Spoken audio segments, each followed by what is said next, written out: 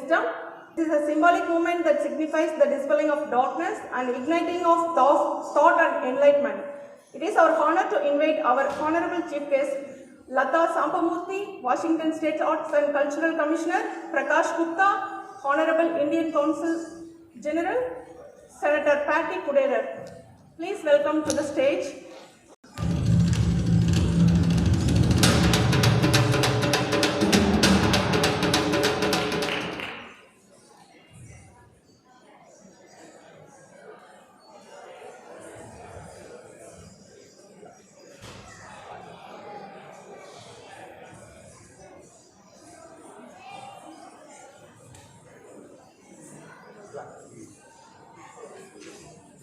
On the side. Yes.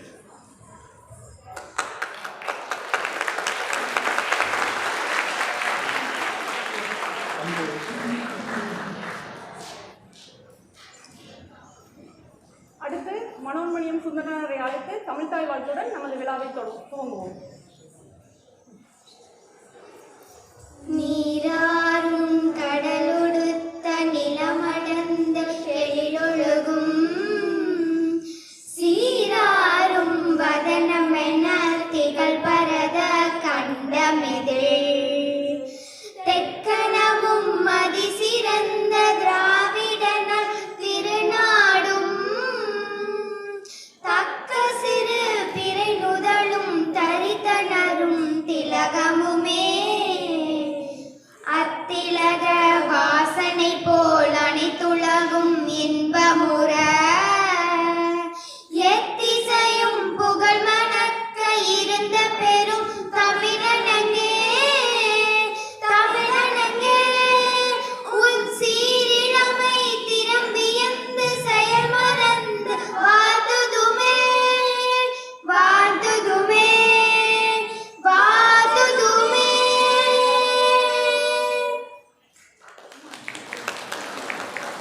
நன்றி நன்றி நன்றி அமிதா, நன்றி Vishali. Please all say no. Thank you so much, everyone. Thanks for joining us this great evening.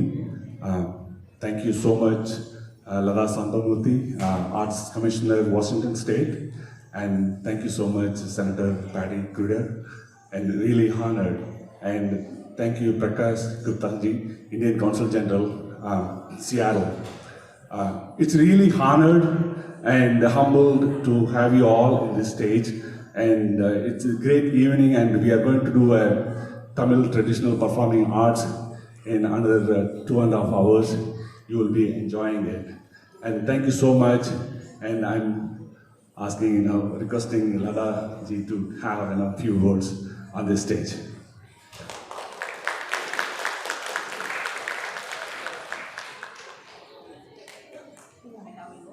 Okay.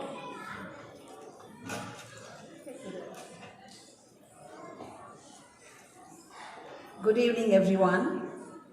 Thank you very much for having me today at this very special cultural evening celebrating our culture and heritage from Tamil Nadu.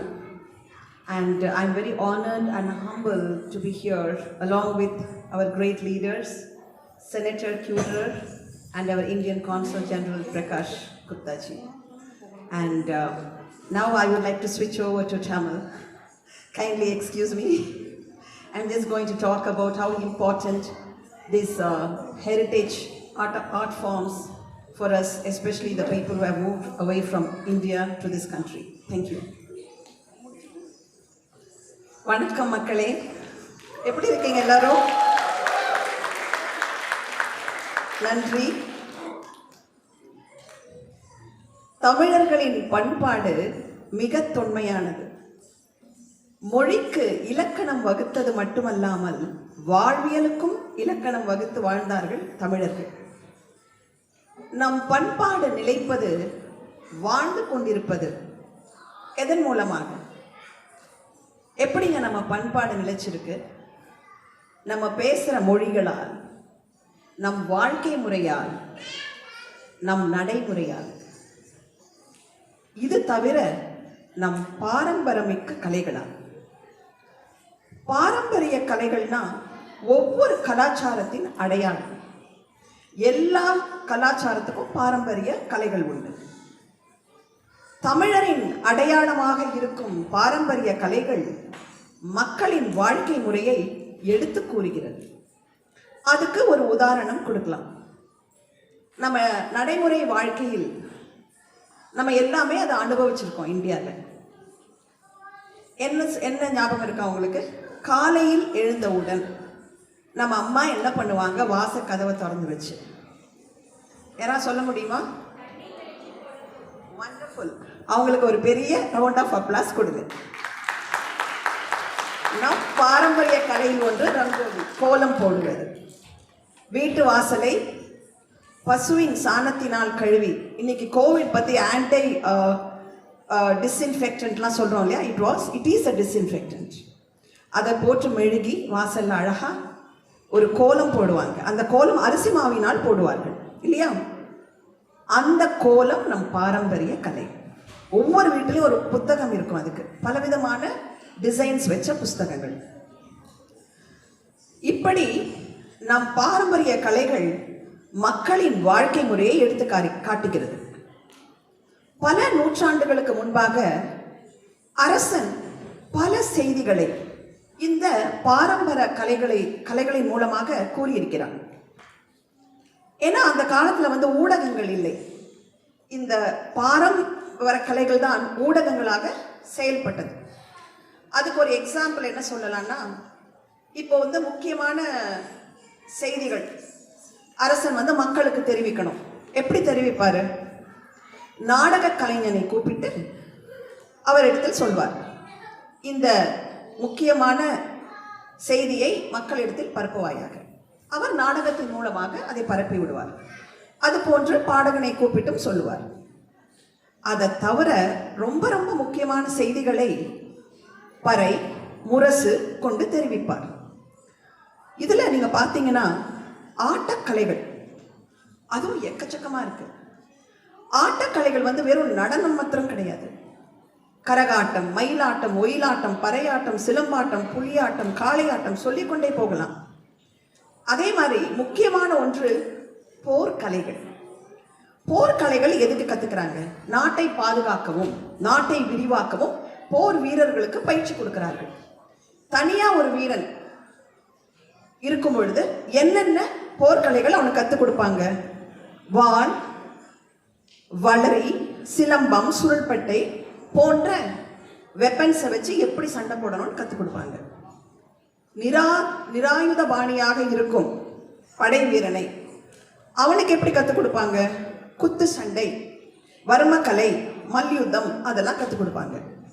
இப்படி பல போர் பயிற்சிகளை கற்றுக் கொடுப்பார்கள் வீரர்களுக்கு. அதில் தேர்ந்தவர்களை முதல் நிலை, கடைநிலை, இடைநிலை நிற்க வைப்பாங்க. இது மாதிரி பல உலகங்களில் இருக்கும் கலாச்சாரங்களில் இது போன்று போர்க்கலைகள் அனைத்தும் உண்டு. ஒரு உதாரணத்திற்கு கூறுகிறேன். கப்புவரா, இது பிரேசிலியன் நாட்டு போர்க்கலை. அங்க போர்ச்சுகீசிய கொலோனியலிசம், அந்த ஆதிக்கத்தை எதிர்த்து நின்ற பிரேசிலியன் நாட்டு மக்கள் அவர்களை எதிர்ப்பதற்காக போர்க்கலைகளை நடனம் மூலமாக கற்றுக்கொண்டார்கள். ஏன்னா அவங்களுக்கு டவுட் வராது பாருங்க. அவங்க நினைச்சுப்பாங்க இவங்க நடனம் தான் பிராக்டிஸ் பண்றாங்க. ஆக்சுவலி அது மூலமா போர்க்கலைகளை கற்றுக்கொண்டார்கள். கப்புவெரா என்று அதற்கு பெயர். இன்னைக்கும் இங்க சியாட்டில் அந்த குரூப் இருக்கு, அவங்க பெர்ஃபார்ம் பண்ணிக்கிட்டு இருக்காங்க. இது போன்று பாரம்பரிய மரபு கலைகளை வளர்த்து வாழ வைத்து பாதுகாத்து அடுத்த தலைமுறைக்கு எப்படி எடுத்துக்கொண்டு செல்ல முடியும்? 2 முறைகள். ஒன்று, மரபு கலைஞர்கள், இதையே தன் வாழ்வியலாக வாழ்ந்து கொண்டிருக்கும் மரபு கலைஞர்கள், நம் நாட்டில் தமிழ்நாட்டில் இருக்கும் மரபு கலைஞர்களை வாழ வைக்க வேண்டும். அதன் மூலம் அந்த கலையை வளர்க்க வேண்டும். அடுத்தது, நம் போன்ற புலம்பெயர்ந்த மக்கள் இங்கு வந்த பிறகு இந்த பாரம்பரிய கலைகளை அடுத்த தலைமுறைக்கு கொண்டு செல்ல வேண்டும். இது ரெண்டுத்தையுமே யார் ரொம்ப அழகாக பண்ணிட்டு இருக்காங்கன்னா, நம்ம ஸ்டார் கலைக்குழுவும் அதன் செயலாளர் ஜெயக்குமாரும்.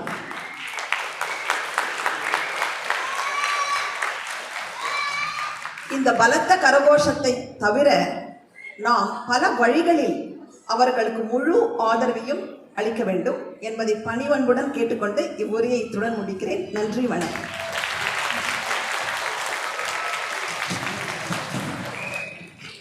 மிக்க நன்றி திருமதி லதா பட் அவர்களே. கலைகளையும் கலை சார்ந்த கலைஞர்களையும் உங்களை மாதிரி உள்ளார்ந்த அன்போடு நேசிக்கிறவங்க துணையோட ஸ்டார் கலைக்குழு கண்டிப்பாக சேர்ந்து பயணித்து அடுத்த தலைமுறைக்கு நம் கலைகளை கொண்டு போய் சேர்ப்போங்கிறதுல எந்த சந்தேகமும் இல்லை. A small gesture from our Seattle Tamil Arts of Rhythm to our Honorable Chief Guest, Latha Sambhamurthy.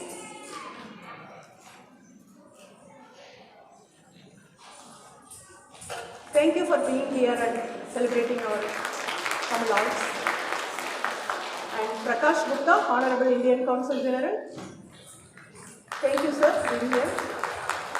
And Senator Patty Kuderer, Washington State. Thank you for being here.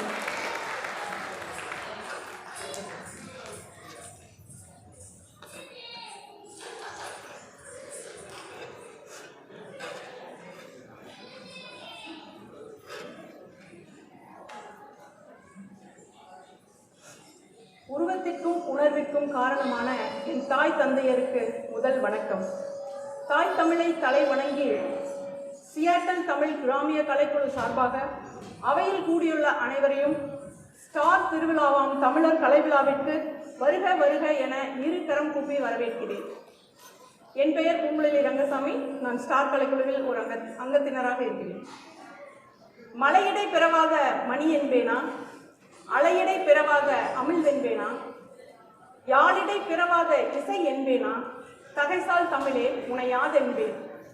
ஆமாங்க, தொல்காப்பியரும் வள்ளுவரும் இளங்கோவும் காவற்பெண்டும் கபிலரும் கம்பரும் பாரதியும் பாரதிதாசனும் கண்ணதாசனும் வாலியும் மேத்தாவும் நான் முத்துக்குமாரும் தாமரையும் உமாதேவியும் நானும் நீங்களும் உறவினர்களாக காரணமாக இருந்த தமிழையும் தமிழ் சார்ந்த கலைகளுக்கும் இனிய மாலை வணக்கம். மாசரு பொன்னே வளம்புரி முத்தே காசரு விரையே கரும்பே தேனே அரும்பரல் தமிழே ஆருயிர் மருந்தே. ஆமாங்க, இளங்கோவடிகள் கண்ணகிக்கு சொன்ன புகழுரைய நான் தமிழுக்குன்னு மாத்திட்டேன். இளங்கோவடிகள் கோச்சிக்க மாட்டாருன்னு நினைக்கிறேன். உங்களுக்கு எப்பவாவது இந்த கேள்வி எழுந்திருக்கிறதா? யோசிச்சு பாருங்க. எனக்கு அடிக்கடி இந்த கேள்வி எனக்குள்ள வரும். எதுக்காக நம்ம சிலம்பாட்டம், ஒயிலாட்டம், பறை, கரகம், தெருக்கூத்துன்னு இந்த காலத்துல கலைகளுக்கு இப்படி ஒரு விழாக்கு என்ன தேவை இருக்குன்னு யோசிக்கிறீங்க? இப்படி இந்த கேள்வி வரும்போதெல்லாம் எனக்கு ஒரு தூக்கணாங்குருவியோட கதையை தான் ஞாபகத்துக்கு வரும். அதை உங்களோட பகிர்ந்துக்க ஆசைப்படுறேன். தூக்கணாங்குருவி தான் இருக்கிறதுலயே அழகான கூடு கட்டுற பறவைங்க. அந்த தூக்கணாங்குருவியை எடுத்து ஒரு சோதனை முயற்சி பண்றாங்க. ஆண் தூக்கணாங்குருவியையும் பெண் தூக்கணாங்குருவியையும் ஒரு கூண்டுல அடைச்சு அதுக்கு தேவையான உணவையும் கொடுத்து அதை வளர்க்குறாங்க. அது முட்டையிட்டு குஞ்சு பொறிச்சு அடுத்த சந்ததி உருவாகுது. திரும்ப அதையும் கூண்டுல அடைச்சு திரும்பவும் வளர்க்குறாங்க, தேவையானவற்றை செய்யறாங்க. அதன் பிறகு மூணாவது சந்ததியும் வளருது. அதுக்கப்புறம் நாலாவது சந்ததியில வந்த ஆண் குஞ்சையும் பெண் குஞ்சையும் திடீர்னு அவங்க வெளியில விட்டுறாங்க. என்ன பண்ணுதுன்னு பார்க்கலாம் அப்படின்னு சொல்லிட்டு. ஆனா அந்த தூக்கணாங்குருவி வெளியில போய் அதுக்கே உரிய பாணியில கூடு கட்ட தொடங்கிருச்சாங்க. ஆண் தூக்கணாங்குருவி தான் மிக அழகா கூடு கட்டுற பறவை. பல தேசங்களிலிருந்து வலசை செல்லும் பறவைகளுக்கு வேடந்தாங்கல் தாங்க கூடு. அந்த மாதிரி தமிழ் கூட்டுல கூடிய கலைகளுக்காக நாம ஒன்று கூடியிருக்கிற வலசை பறவைகள்ங்க. கால வாகனத்துல எவ்வளவு தூரம் நம்ம பயணிச்சு வந்துட்டாலும், கண்டம் தாண்டி வந்துட்டாலும், நம் கலை மற்றும் பாரம்பரியம் சார்ந்த உந்துதல் உள்ளத்துல இருக்கிறதுனாலதான் நம்ம இன்னைக்கு எல்லாம் இங்க ஒண்ணு கூடி இருக்கோம். தொப்புள் கொடி உறவு போல நம்ம தமிழும் அதனோட கலைகளுங்க. நான் ஒவ்வொருவரும் வரலாற்றோட முடிவிலா கயித்தை இழுத்துட்டு ஓடிட்டு இருக்கிறோம். அந்த கயிறு மரக்கொடியா இருந்து சணலா மாறி துணியாலான கயிறாகி காலத்துக்கேற்ப நைலான் கயிறாக மாறிடுச்சுங்க. ஆனாலும் அந்த கயிற்றோட தொடர்ச்சி துண்டிக்கலைங்க. நம்ம அந்த கயிற்றோட தொடர்ச்சியை துண்டிக்கிறது தான் நம்ம பொறுப்புலேருந்து விலகிறதா ஆகும்.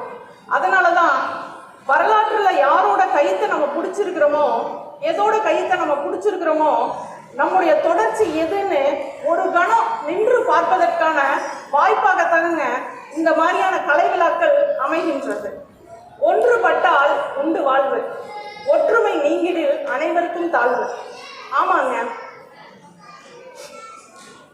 பல மாநிலங்களிலிருந்து நம்ம வந்திருந்தாலும் நம்ம கலைகள் தான் நம்மளை இன்னைக்கு ஒன்று கூடி இங்க உட்கார வச்சிருக்கு. இந்த கொண்டாட்டத்துல சிறப்பை மேலும் சிறப்பாக்கிட நம்முடன் வந்திருக்கும் லதா பட் அவர்களையும், பிரகாஷ் குப்தா அவர்களையும், செனட்டர் பேட்டி குடேரர் அவர்களையும் வருக வருக என்று நிறைவேற்றி விழாவை தொடங்கலாம். நன்றி. Vanakkam. First, I would like to introduce our Indian Consul General, Prakash Gupta, sir. He is a career diplomat from the Indian Foreign Service who has served in various capacities in Beijing, Shanghai, and Indian Mission to the United Nations in New York and Jakarta. His most recent assignment in New Delhi included his stewardship of India's tenure at the UN Security Council in 2021 to 2022, and he was pivotal in piloting the International Day of Yoga resolution at the United Nations. He was also part of the planning preparations for India's hosting of the successful G20 summit in New Delhi. He has now been assigned to lead India's first consulate in Seattle as the Consul General of India in Seattle. We are honored to have him grace our event today. Please give him a round of applause.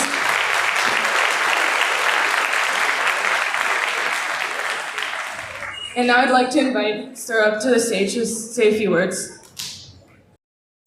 Good evening, everyone. Vanakkam.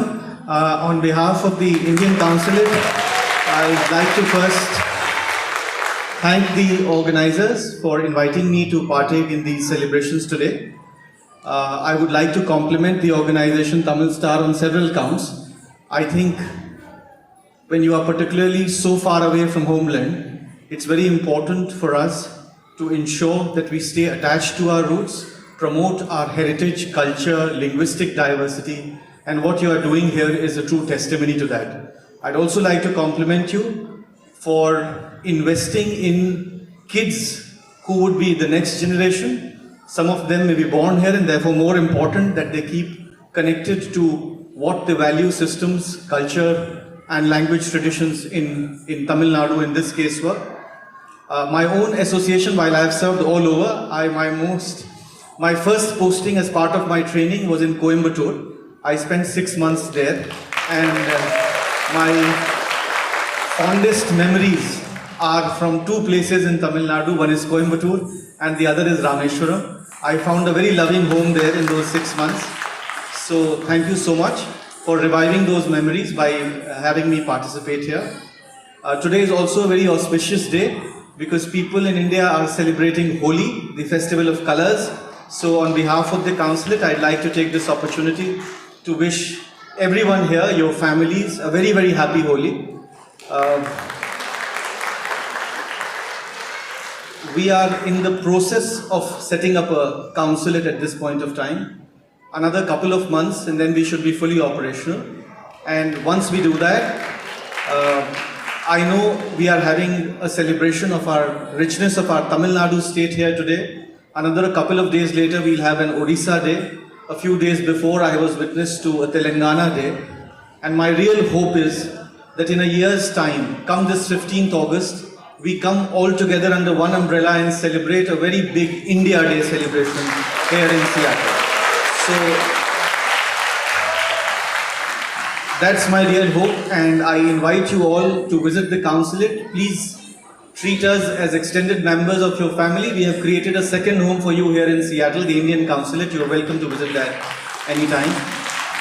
Thank you once again, and I think they say Romba Nandri in thank you. I'd like to give another big thanks to Prakash ji for saying such kind words. And now I'd like to introduce Senator Patty Kuderer, who has also attended this event today. Senator Kuderer is the senator of the 48th Legislative District here in Washington, which encompasses probably a lot of where you all live. She was appointed in 2017 and is the first female state senator of her district, which is an amazing accomplishment. Kuderer is the chair of the Senate Housing Committee and passionately participates in many other committees as well. She's very committed to caring for the mental health of the students of Washington as well as supporting and actively participating in all of the cultures in our community. Over her years in office, she's become an advocate for so many important issues like voting rights and access, greater representation for women, common sense gun legislation, reforming our healthcare system, and ensuring that housing is affordable and accessible. She's also an accomplished attorney, mother, and active volunteer for our community. We are so grateful that Senator Kuderer has been able to grace this event with her presence, and we would please like to invite her to say a few words on stage.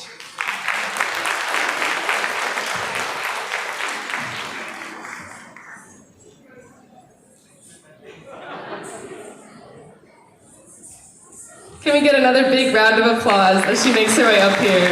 Thank you so much, everyone.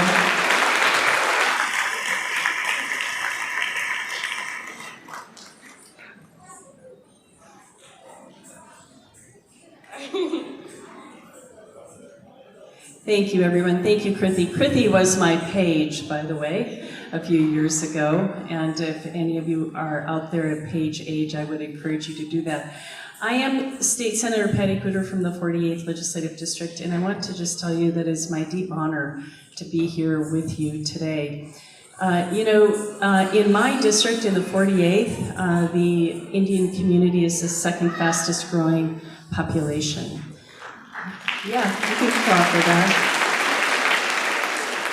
And I know how deep the roots go. I know it's so important to celebrate our culture, and there has been a time in our country, and in some places around the United States, it's happening again, where we're looking to force people to give up their cultural identity. I think that's a big mistake. I think it's really important for us to know where we come from, to celebrate the richness of who we are, because this cultural diversity that makes up the fabric of the United States and makes up Washington State makes us stronger and makes us richer. And you've enriched my life in so many ways. I can count so many times I've been to events that have been put on by the Indian community and come away feeling inspired and feeling hopeful. And Holi, in particular, is one of those holidays that brings the hope of new birth, new life. The colors are so vibrant and beautiful, and they bring joy to people's lives. And if we've ever needed joy, we need joy now in the United States. So I want to thank you so much for inviting me. It's my honor, and happy Holi.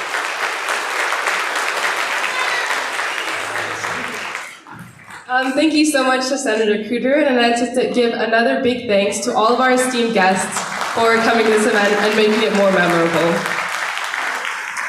So now that we've introduced our esteemed guests, it's time for the performance, and I hope all of you are extremely excited. So now I'll pass it on and let the show begin.